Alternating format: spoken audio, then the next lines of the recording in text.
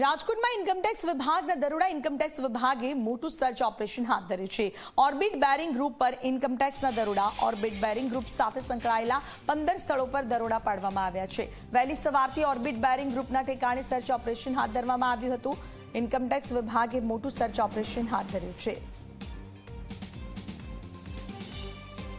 Online પર ગૌરવ જોડાયા છે। ગૌરવ, રાજકોટમાં ઇન્કમટેક્સ વિભાગના દરોડા દરમિયાન શું વિગતો સામે આવી છે? કેટલી ટીમ દ્વારા દરોડા? ખ્યાતિ આવકવેરા વિભાગનું મોટું સર્ચ ઓપરેશન છે તે અત્યારે ચાલી રહ્યું છે।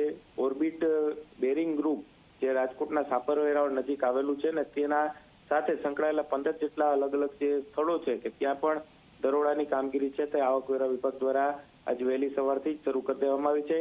આવકવેરા વિભાગના 20 થી વધુ અધિકારીઓ છે કે તેમના દ્વારા સર્ચ ઓપરેશન છે તે હાથ ધરવામાં આવ્યું છે। બેનામી વ્યવહારો અને મોટા પ્રમાણમાં કાળું નાણું ઝડપાય તેવી પૂરી શક્યતાઓ જોવા મળી રહી છે।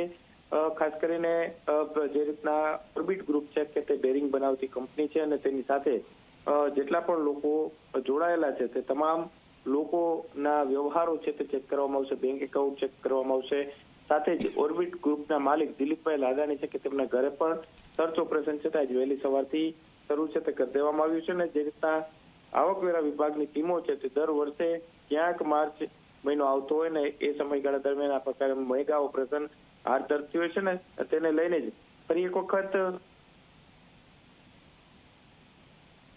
આભાર ગૌરવ આપનું તમામ માહિતી બદલ। તો રાજકોટ પૂર્વની 10 સોસાયટીમાં શાંત દારૂ લાગુ કરવા દરખાસ્ત કરાઈ છે।